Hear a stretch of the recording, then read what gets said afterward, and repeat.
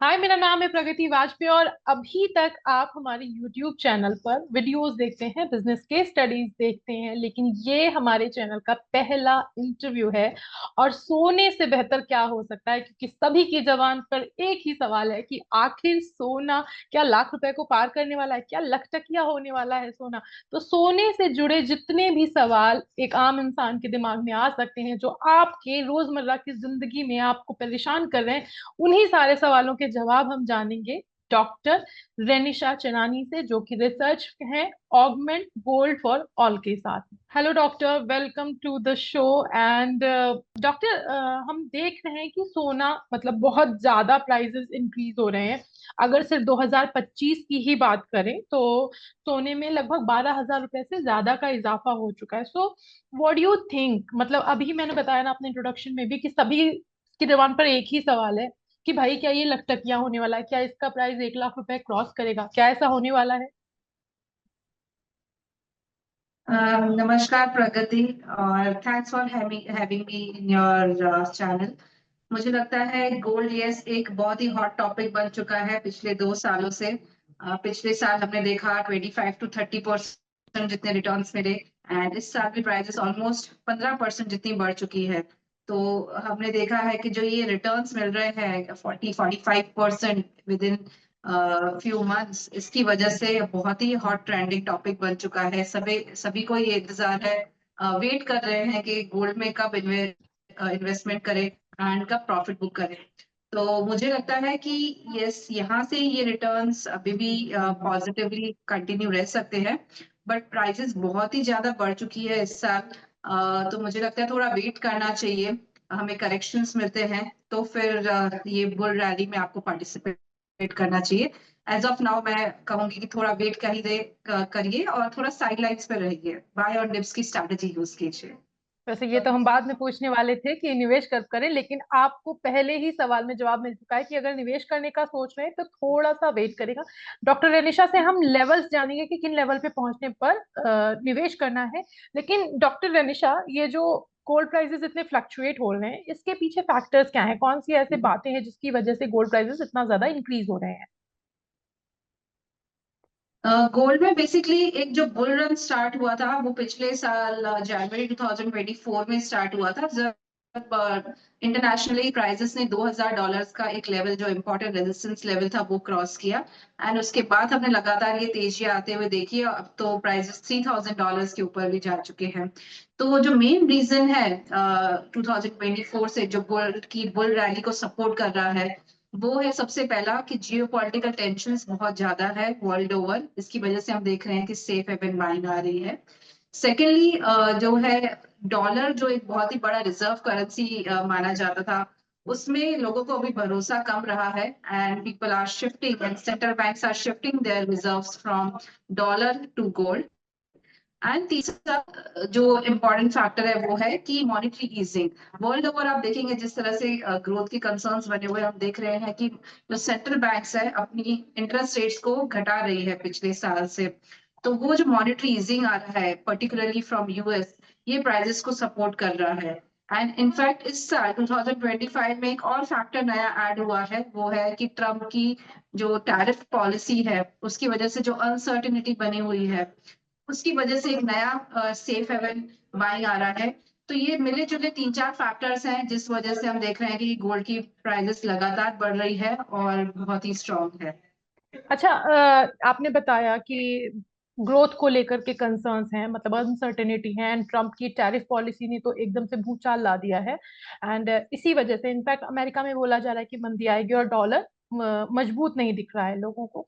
So is it possible कि ये सारी सिचुएशन जब कूल डाउन होती है, स्टॉक मार्केट अच्छे से काम करे और आपको ग्लोबल इकोनॉमी में जो है एक पॉजिटिव साइन दिखता है कि हाँ नहीं हम ग्रोथ ही देंगे, ऐसा रिसेशन वाला कोई फेज नहीं है, या ट्रम्प के ऊपर जो एक यकीन है, मतलब जो ट्रेड वॉर की कंडीशन चल रही है इंटरनेशनल लेवल पर, यहाँ भी कूल डाउन होता है, देन इज इट पॉसिबल कि गोल्ड का प्राइस कम हो? मतलब जब स्टेबिलिटी आएगी तो क्या हम कह सकते हैं जैसे अभी इसकी वजह से बढ़ा है, तो क्या उस टाइम पे आने पर ये कम हो सकता है? जी बिल्कुल प्रगति, आपने जो कहा ऐसा हो सकता है कि गोल्ड के प्राइसेस में करेक्शन आ सकता है। अगर दो पॉसिबिलिटीज है, अगर जो जियो पॉलिटिकल टेंशन है रशिया यूक्रेन में या फिर इसराइल हमास में, जो भी वर्ल्ड ओवर जहां जहां पे जियोपॉलिटिकल टेंशन है वो ग्रेजुअली सीज फायर होता है, और हम देख रहे हैं कि धीरे धीरे सिचुएशन अगर सुधरती है तो गोल्ड में हम प्रॉफिट बुकिंग देख सकते हैं। और दूसरा, अगर यूएस में अगर जो टैरिफ पॉलिसी पर जो टिट फॉर टैट चल रहा है, कि लगातार हम देख रहे हैं कि टैरिफ्स लग रहे हैं दूसरी कंट्रीज पर, फिर उसमें रेसिप्रोकल टैरिफ्स लग रहे हैं, अगर ये सब सिचुएशन नॉर्मलाइज होती है तो हम देख सकते हैं कि बड़ा करेक्शन गोल्ड में आ सकता है। बट हैविंग सेड दैट, मुझे नहीं लगता है कि ये सब सिचुएशन अभी जल्द ही ठीक होगी, एटलीस्ट इन 2025, क्योंकि अभी तो ये सब शुरुआत है। और जब तक डोनाल्ड ट्रंप जब तक प्रेसिडेंट है नेक्स्ट 4 इयर्स तक, मुझे लगता है ये अनसर्टेनिटी बरकरार रहेगी। ग्रेजुअली जो ये टैरिफ्स की वजह से हमने देखा है, अनसर्टेनिटी की वजह से ग्रोथ पे कंसर्न्स आ रहे हैं, ये बहुत लॉन्ग टर्म कंसर्न्स बने रहेंगे। तो ये एक लॉन्ग टर्म फैक्टर है जिसकी वजह से मुझे लगता है गोल्ड की प्राइस सपोर्टेड रहेगी, बहुत ज्यादा गिरावट नहीं आएगी। अगर छोटा मोटा प्रॉफिट बुकिंग आता है तो 8-10% जितना हम रिट्रेसमेंट देख सकते हैं, बट बहुत बड़ा गिरावट मैं नहीं देख रही हूँ गोल्ड में। अच्छा, जैसे हम अपना रिसर्च में कर रही थी तो फिर मुझे कुछ कुछ हालात ऐसे दिखे, जैसे कि 1947 जबकि इंडिया को फ्रीडम मिला था, उस टाइम पे हमारे देश में गोल्ड का प्राइस कुछ 88 रुपीज था।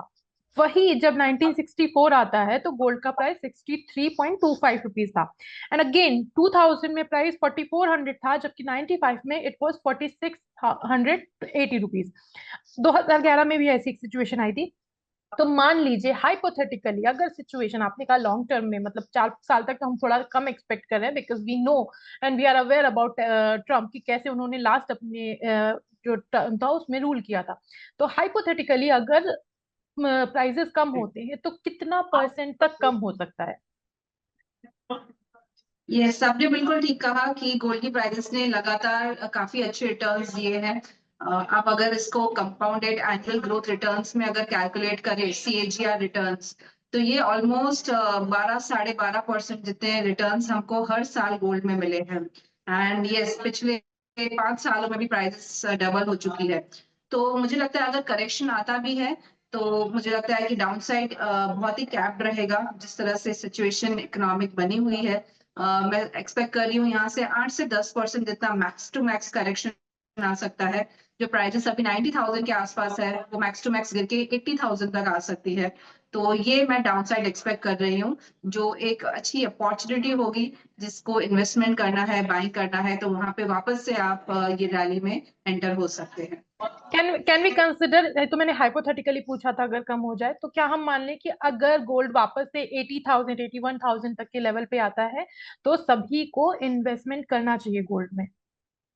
जी बिल्कुल, अगर जिसको लमसम बाई करने के लिए वेट कर रहे थे, या किसी के घर में नेक्स्ट ईयर तक कुछ शादी ब्याह है तो वेट कर रहे हैं, थोड़ा वेट कीजिए। प्राइसेस में करेक्शन इस साल आएगा, क्योंकि इतना रनअप आया है, उसके बाद एक हेल्दी करेक्शन बहुत ही जरूरी होता है मार्केट में। एंड मुझे लगता है वो प्राइसेस में अगर करेक्शन आता है 80,000 के आसपास, तो आप एंटर कर सकते हैं। और दूसरा, अगर आप इस मार्केट में इन्वेस्टेड रहना चाहते हैं, so the best way is to stay invested in this market is through SIP। हर महीने थोड़ा थोड़ा थोड़ा करके इन्वेस्ट करते रहिए। आपका जो ओवरऑल रिस्क एडजस्टेड रिटर्न है वो बेहतरीन रहेगा। आपकी जो प्राइस लेवल है, एवरेज प्राइस जो बाइंग की रहेगी, वो भी बहुत बेहतरीन रहेगी, और आपको आगे चल के लॉन्ग टर्म में बहुत अच्छे प्रॉफिट्स मिलेंगे। तो मैं हमेशा ये एडवाइस करती हूँ, always invest in gold through SIP, क्योंकि आप टॉप एंड बॉटम नहीं पकड़ सकते। बट ये जिसको एक्चुअली ज्वेलरी खरीदनी है या इन्वेस्टमेंट के लिए खरीदना है, तो वेट कर सकते हैं अभी। अच्छा, आपने एसआईपी का नाम लिया कि can you suggest some avenues कि इस जगह पे आप इस तरह से पैसा लगाएं, क्योंकि ऑब्वियसली मिडिल क्लास के लिए इट्स नॉट रियली पॉसिबल कि सोना 90,000 हो गया तब हम जा करके 100 ग्राम खरीदें, फिजिबल ही नहीं है। तो अगर हर महीने आपने कहा एसआईपी करनी, तो किस तरह से, और कोई अगर फंड है जहाँ पे करना है तो वो आप बता दें प्लीज। यस, सो इंडिया में अगर आपको फिजिकली बाय करना है गोल्ड, तो सबको पता है कि फिजिकल गोल्ड आप कॉइन्स बार फॉर्म में इन्वेस्टमेंट के लिए खरीद सकते हैं। एंड ऑब्वियसली अगर आपका यूसेज है तो आप ज्वेलरी फॉर्म में खरीदेंगे। बट आजकल कई डिजिटल मेथड्स है जहाँ पे आप गोल्ड में बाइंग कर सकते हैं। सबसे बड़ा है पहले गोल्ड ETFs। सेकंड है डिजिटल गोल्ड, जहाँ पे आप इन्वेस्टमेंट कर सकते हैं। एंड तीसरा है सॉवरेन गोल्ड बॉन्ड्स, जो अभी एज ऑफ नाउ गवर्नमेंट की तरफ से थी, बट वो एक साल से अभी बंद हो चुकी है। तो हमारे पास अभी सिर्फ दो ही ऑप्शन बचते हैं, gold ETFs and digital gold. अगर आपको सिर्फ 50-100 रुपए से भी इन्वेस्टमेंट स्टार्ट करना है हर महीने, तो आप डिजिटल गोल्ड खरीदिए, क्योंकि आई वुड रिकमेंड, बहुत ही कन्वीनियंस से आप गोल्ड खरीद पाते हैं उसमें, any time during the day, 24/7, 365 days at the convenience of your home, as low as 50 rupees, 100 rupees भी अपना आप SIP स्टार्ट कर सकते हैं, या थोड़ा बहुत इन्वेस्टमेंट भी कर सकते हैं हर 15-15 दिन में, हर महीने महीने। तो आई थिंक ये एक अच्छा मेथड है जहाँ पे आप इन्वेस्ट कर सकते हैं, similarly with gold ETFs, but उसमें आपको एक टाइम ड्यूरेशन होता है, जब मार्केट ओपन है फ्रॉम मॉर्निंग 9 to 3:30, ETF में आप तभी इन्वेस्टमेंट कर पाएंगे। तो आपके पास अभी कई इन्वेस्टमेंट एवेन्यूज है, आप थोड़ा थोड़ा करके गोल्ड में एक्यूमुलेशन स्टार्ट करेंगे, तो आई थिंक ओवरऑल आपके जो रिटर्न्स है आपके पोर्टफोलियो के, वो बढ़ जाते हैं। ओके, तो अगर किसी को करना है तो रनिशा जी ने बताया है कि आप SIP के तो डिजिटल फंड, डिजिटल गोल्ड में इन्वेस्ट कर सकते हैं, हर महीने उसमें करना कन्वीनियंट भी होगा।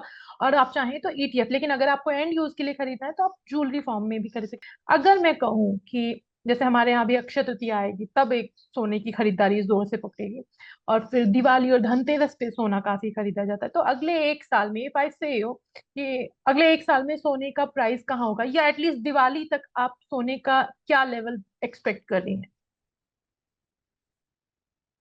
मुझे लगता है सोने की प्राइसेस बढ़ने से पहले एक करेक्शन ड्यू है, जो नेक्स्ट मंथ मुझे लगता है शायद आ सकता है। तो अक्षय तृतीया तृतीया पे शायद आपको एक अच्छा मौका मिले जहाँ पे डिप्स पे आप बाय कर पाएंगे। एंड अगर दिवाली तक की बात करें, नेक्स्ट 6 महीने तक मुझे लग रहा है प्राइसेस फिर से इसी रेंज के आसपास ट्रेड कर रही होगी, 90-92 थाउजेंड, शायद रिकवर भी हो जाएगी। And by the end of this year शायद मुझे लग रहा है कि प्राइसेस 92 थाउजेंड, 94 थाउजेंड तक भी ट्रेड हो सकती है। तो यहाँ से अपसाइड जो है मुझे थोड़ी लिमिटेड लग रही है, क्योंकि हमने बहुत बड़ी रैली ऑलरेडी आते हुए देखी है। तो मैं यहाँ से अपसाइड जो एक्सपेक्ट कर रही हूँ वो है 7 to 8%, वो भी करेक्शन के बाद। बट डाउन साइड भी मुझे वही लग रहा है, यहाँ से 7 to 8% जितना करेक्शन भी आ सकता है। तो मुझे लगता है वेट करना चाहिए, डिप्स पे अक्षय तृतीया पे अगर लोअर प्राइसेस मिलती है तो बाइंग कर सकते हैं। एंड अदरवाइज जब भी आपको दिखे प्राइसेस 80-82 थाउजेंड के बीच में, you can blindly go and buy gold. तो अगर आप सोना खरीदने की कोशिश कर रहे हैं, या आप सोना खरीदने का प्लान कर रहे हैं, तो डॉक्टर रेनिशा के मुताबिक थोड़ा सा वेट करिए, अभी एक करेक्शन ड्यू है। और इनफैक्ट जो लोग ये सवाल बार बार पूछ रहे हैं कि 1 लाख रुपए कब जाएगा, तो डॉक्टर रेनिशा की माने तो दिवाली तक आपको सोने का 91-92 वाला प्राइस ही दिख सकता है, क्योंकि एक करेक्शन होगा, करेक्शन के बाद फिर उठेगा। मतलब पॉजिटिव और नेगेटिव दोनों साइड आप 7 to 8% का एक मार्जिन मान करके चल सकते हैं। अच्छा, डॉक्टर रनिशा, आजकल ना बहुत सारी इन्फॉर्मेशन आपको सोशल मीडिया के थ्रू ही मिलती है, और आपने देखा होगा बहुत सारे इन्फ्लुएंसर्स और सोशल मीडिया जो यूट्यूब क्रिएटर्स या जनरल क्रिएटर्स हैं, वो पुरानी डेट शीट दिखाते हैं हमको गोल्ड की, कि सोना कभी को हमारे दादा परदादा के जमाने में 132 रुपए का हुआ करता था, या फिर बहुत दूर नहीं जाना, 2000 में मैंने बताया कि 4400 में था। उस टाइम को देख करके एवरीवन रिग्रेट्स, यार उस टाइम पे सोना खरीद। आपको लगता है क्या कि ये उस टाइम पे जब हम 4400 में देख रहे होंगे, तब हमारे मन में ये आ रहा होगा कि ये बड़ा सस्ता है? I mean, do you think वो हाइपोथेटिकल सिचुएशन ही है, या फिर इसमें कोई एक्चुअली लॉजिक है कि उस टाइम पे खरीद लेते सोना? जी मुझे लगता है कि सोना तो हमेशा से ही सभी को महंगा लगता है। कभी भी ऐसा नहीं लगता है कि सोना बहुत ही सस्ता है, चलो खरीद लेते हैं। इट इज ऑलवेज कि हमें महंगा ही लगा है। एंड सोने की जो प्राइसेस बढ़ी है, वो एक्चुअली इन्फ्लेशन जितना बढ़ा है हमारे इंडिया में, उससे डबल बढ़ी है। अगर आप 2000 से लास्ट 25 सालों से भी कंपैरिजन करें, तो जो इंडिया में एवरेज इन्फ्लेशन रेट है वो है 6.5%। एंड जो गोल्ड जो बढ़ रहा है पिछले 25 सालों से, एवरेज CAGR है वो है 12.5%, 12%। ठीक है, तो ऑलमोस्ट डबल हमने देखे हैं रिटर्न्स। जो चीज आप 2000 में 1 रुपए में खरीदते थे, वो आज महंगी होके ऑलमोस्ट 4.5 के 5 रुपए हो चुकी है। तो मतलब आप देखेंगे तो 450 to 500% जितना इन्फ्लेशन है पिछले 25 सालों में, जितना प्राइसेस बढ़ चुकी है। और अगर आप गोल्ड को देखेंगे, गोल्ड ऑलमोस्ट 10 गुना हो चुका है पिछले 25 सालों में। तो इससे हमें पता चलता है कि जितना इन्फ्लेशन बढ़ेगा, और जो गोल्ड को कहा जाता है हेज अगेंस्ट इन्फ्लेशन, ये बिल्कुल सही स्टेटमेंट है। जितना इन्फ्लेशन बढ़ेगा उससे डबल गोल्ड बढ़ेगा, तो आपका जो हेज रहता है इन्फ्लेशन के टाइम पर, ये बिल्कुल सही बात है। तो हर टाइम पर आपको सोना महंगा ही लगेगा, इसलिए मैं आपको कहती हूँ कि एसआईपी करते रहिए। हर डिप्स पे भी आपका बाइंग होता रहेगा, हाई प्राइसेस पे भी बाइंग होगा, बट आपकी एवरेज प्राइस जो है वो बहुत ही बेहतरीन रहती है। So this is a way through which I also invest. मैं भी हमेशा रेकमेंड भी करती हूँ और खुद भी यही इन्वेस्टमेंट स्ट्रैटेजी यूज करती हूँ, जहाँ पे मैं एसआईपी करके अच्छे रिटर्न्स बना पाती हूँ। Thank you doctor Ranisha. वैसे हमने काफी सारी बातें करी, और मैं अपने दर्शकों से स्पेशली कहना चाहूंगी कि अगर अगली बार वो रील आपके सामने आती है जिसमें लोग इस तरह के दावे करते हैं कि 2000 में सोना 4400 रुपए का था, काश खरीद लिया होता, तो एक्चुअली उस टाइम की सिचुएशन और उस टाइम की सैलरीज, उस टाइम का जब आप परचेजिंग पावर और इन्फ्लेशन कैलकुलेट करेंगे तो आपको समझ आएगा कि ऐसा उस टाइम पे भी सस्ता नहीं, जितना आपको आज की डेट में 80,000 90,000 रुपए का लेट लगा है, उस वक्त हमारे मम्मी पापा को, हमारे पेरेंट्स को वही रेट वही फील दे रहा होगा, क्योंकि उस टाइम पे सैलरीज उतनी नहीं थी।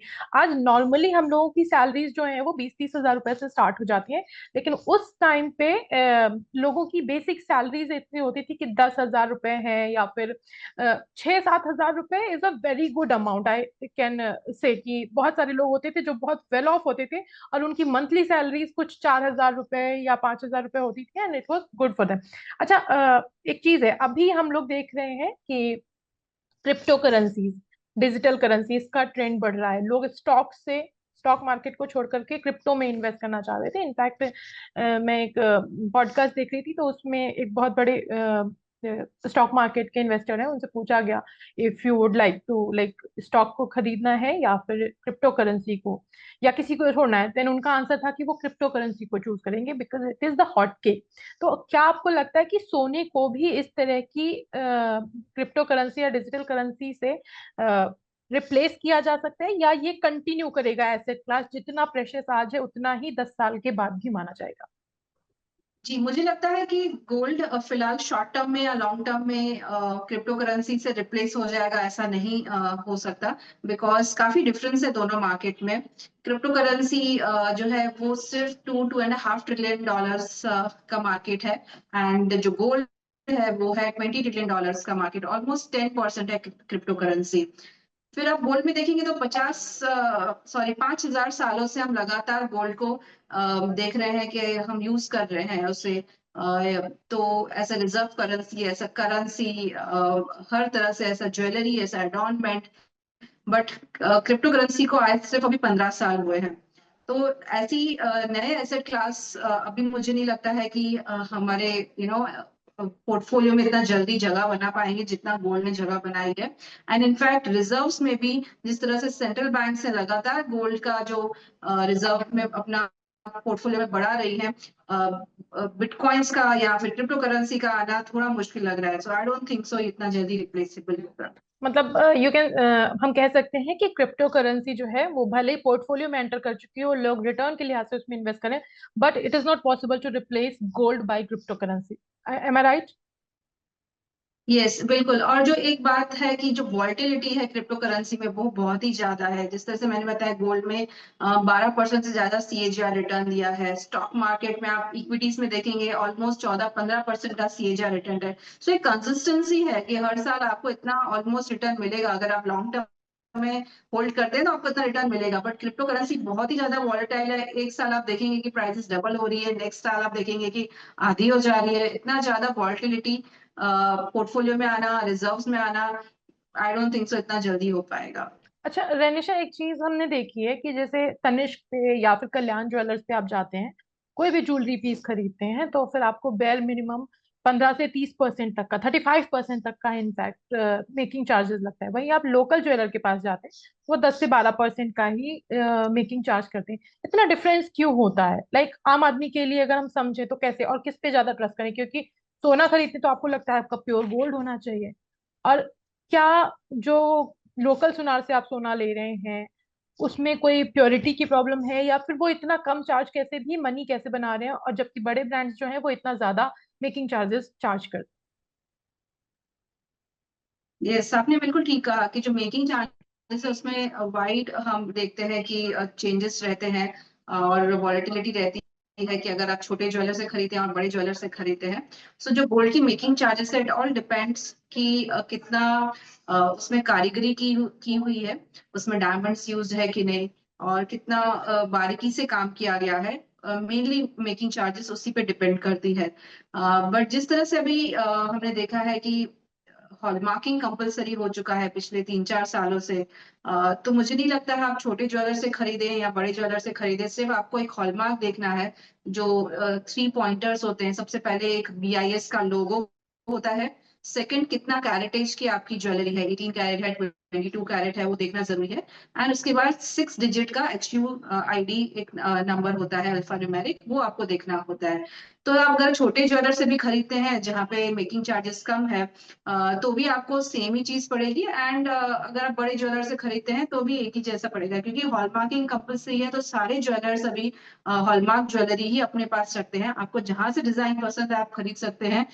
बट ये जो बड़े ज्वेलर्स होते हैं उनको अपना ब्रांड मेंटेन करना है, उनको काफी और भी एक्सपेंसेस है वो निकालने हैं, तो वो किससे निकालेंगे? वो गोल्ड की प्राइसेस में तो सेम रहेगी, तो ऑब्वियसली वो मेकिंग चार्जेस में ही इन्वॉल्व करते हैं। तो आई वुड रिकमेंड आप अपने फैमिली ज्वेलर के पास जाइए, या जब वेट कीजिए, बड़े ज्वेलर्स भी है, कई फेस्टिव सीजन्स में काफी डिस्काउंट्स भी देते हैं, तो आप तभी भी खरीद सकते हैं। तो just look at hallmark jewellery, that is more than enough. Making charges में आप नेगोशिएट भी कर सकते हैं या फिर वेट कर सकते हैं डिस्काउंट्स की। तो अगर आप गोल्ड ज्वेलरी खरीदने जा रहे हैं या गोल्ड खरीद रहे हैं तो फिर उसमें हॉलमार्किंग देखना इंपॉर्टेंट है। फिर चाहे आप कहीं से भी खरीद रहे हैं, चाहे आप लोकल ज्वेलर से खरीद रहे हो या किसी बड़े ब्रांड से खरीद रहे हो, जिससे कि आपको सोने की प्योरिटी, आई मीन आप जितना सोना ले रहे हो उतना आपको मिल सके। हम सोने के बारे में ये डिस्कशन क्लोज करें उससे पहले मैं जानना चाहती हूँ कि लाइक हमारे यहाँ पे सोना हमेशा से आर्ट और कल्चर को रिप्रेजेंट करता है। आप साड़ियों में भी सोने का यूज होता है, हमारी पेंटिंग्स में भी सोने का यूज होता है, हम ज्वेलरी तो पहनते ही हैं। तो डू यू थिंक इतनी महंगाई में ये कल्चरल एक्सप्रेशन कंटिन्यू रहेगा? And second thing, I want to know personally, मैं आपकी चेन देखने में इट्स रियली ब्यूटीफुल एंड अगर आपको चांस मिलता है, लाइक अभी सोना पहनना लोग थोड़ा कम कर चुके हैं, इन्वेस्टमेंट रेवेन्यू ज्यादा, but if you get this chance कि आपको सोने की कोई एक पीस ऑफ ज्वेलरी चूज करना है फ्रॉम आर हिस्ट्री, तो कौन सा वो पीस ऑफ ज्वेलरी होगा जो रिनिशा चंदानी पहनना चाहेंगी हर वक्त? यस, आपने बिल्कुल ठीक कहा कि जो ग्रेजुअली जिस तरह से प्राइसेस बढ़ चुकी है, तो थोड़ा बहुत सिक्योरिटी कंसर्न की वजह से लोग गोल्ड पहनना थोड़ा कम पसंद करते हैं। बट इट ऑल डिपेंड्स, सबका कल्चरल हेरिटेज के हिसाब से, एडॉर्नमेंट में किस तरह के उनके व्यूज हैं। मुझे लगता है कि मुझे अगर चांस मिलता है गोल्ड पहनने का, तो I always go for gold pendants, gold chain, जो आपके सामने से आपके फेस पर दिखता है आपने क्या पहना है। सो मैं हमेशा वही पहनना पसंद करती हूँ। और अगर कुछ खरीदना भी हो तो मैं ज्यादातर वही खरीदती हूँ। सो एक्चुअली जो आपको दिखा सको, you can flaunt it. I think आप इतना महंगा खरीदते हैं तो you can always flaunt it. So that is what I always purchase. Okay. अच्छा डॉक्टर अनिशा, हम सोने पे बहुत सारी बातें कर चुके हैं, लेकिन वो चांदी भी ऐसा कुछ कमजोर नहीं है। आज की डेट में भी देखा जाए तो 1,08,000 रुपए का रेट है आज का। तो जो चांदी है, लोग कह रहे हैं कि जो रिपोर्ट्स हैं, जो न्यूज आती हैं, जिस तरह से इंडस्ट्रियल रिवॉल्यूशन चल रहा है, जो न्यू एज टेक्नोलॉजी वाली इंडस्ट्रीज हैं, तो उनमें चांदी का इस्तेमाल ज्यादा होता है, इसलिए बोला जा रहा है कि चांदी में भी इन्वेस्ट कर सकते हैं। आपको क्या लगता है, सोने और चांदी में से चांदी में अगर इन्वेस्ट करना हो तो इसमें कौन कौन से ऑप्शंस होंगे, और क्या चांदी सोने से बेहतर है प्रेजेंट टाइम, प्रेजेंट सिनेरियो को देखते हुए? यस, सिल्वर जो है उसे पुअर कजन ऑफ गोल्ड कहा जाता है, बिकॉज जो उसका यूसेज है 50% as gold, I mean jewellery में यूज होता है, 50% इंडस्ट्रियल यूज होता है। तो हमने देखा है कि चांदी इतना पिकअप नहीं हुई है जितना गोल्ड ने न्यू रिकॉर्ड्स बनाए हैं। सिल्वर अभी भी इंटरनेशनली काफी दूर है अपने ऑल टाइम हाई से। बल्कि हमने देखा है कि डोमेस्टिक मार्केट में हमने ऑलमोस्ट 1 लाख रुपए के ऊपर ट्रेड कर रहे हैं। बट आगे चल के जो रिटर्न्स, मुझे लगता है चांदी में ज्यादा रिटर्न्स मिल सकते हैं। मैं एक्सपेक्ट कर रही हूँ यहाँ से 10 से 15% रिटर्न्स हम चांदी में आते हुए देख सकते हैं। तो बाय दिस ईयर एंड मेरा टारगेट है 1,15,000 से 1,20,000, क्योंकि जो जिस तरह से इंडस्ट्रियल यूसेज बढ़ रहा है चांदी का, चाहे वो सोलर पैनल्स में हो, 5G टेक्नोलॉजी हो, या EVs में हो, जिस तरह से कंटिन्यूअसली यूसेज बढ़ रहा है, और जिस तरह से चांदी डेफिसिट में है पिछले 3 सालों से, ये कंटिन्यूअसली आउट परफॉर्म करेगी गोल्ड के लिए, गोल्ड से ज्यादा। तो अगर किसी को एक पोर्टफोलियो बनाना है तो आई वुड से पूरे पोर्टफोलियो में आप 15 to 20% जो है वो गोल्ड एंड सिल्वर में इन्वेस्ट कीजिए। बाकी आपका जिस तरह से रिस्क एपेटाइट है उस तरह से बाकी 80% आप कर सकते हैं। आउट ऑफ 15 to 20%, 50% गोल्ड में इन्वेस्ट करना चाहिए, 50% सिल्वर में। तो आपका जो ओवरऑल रिस्क एडजस्टेड रिटर्न है वो बहुत ही अच्छा बनेगा इन लॉन्ग टर्म। अच्छा, गोल्ड के तो हमें पता है कि ईटीएफ एंड बॉन्ड्स वगैरह आते हैं, क्या सिल्वर में भी इस तरह की फैसिलिटी होती है? अगर है तो आप सिल्वर में इन्वेस्टमेंट के कौन कौन से एवेन्यूज हैं वो बता दीजिए। सिल्वर में सी एक ये बहुत बल्की कमोडिटी है, तो फिजिकल इसको स्टोर करना बाय कर कर थोड़ा मुश्किल रहता है, तो I would say digital means में बाय करना चाहिए। सो इंडिया में दो एवेन्यूज हैं, एक आप सिल्वर ईटीएफ में बाय कर सकते हैं, ऑलमोस्ट 13 ईटीएफ्स हैं इंडिया में, जहाँ पे आप एयूएम देकर या उनका फंड हाउस का बैकग्राउंड देकर आप डिसाइड कर सकते हैं आपको कहाँ इन्वेस्ट करना है।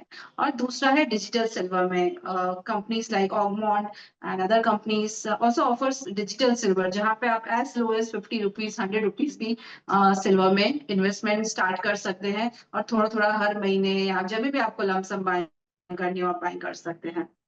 तो अगर आप इन्वेस्ट करना चाहते हैं तो गोल्ड तो है ही, लेकिन सिल्वर भी अच्छा खासा रिटर्न दे सकता है। लाइक तनिषा जी ने बताया कि 15% तक का रिटर्न मिल सकता है, और इसमें काफी अच्छे एवेन्यूज भी हैं आपके पास में। अक्षय तृतीया आने वाली, आज की बातचीत में बस इतना ही। तनिषा जी बहुत बहुत शुक्रिया हमें ज्वाइन करने के लिए।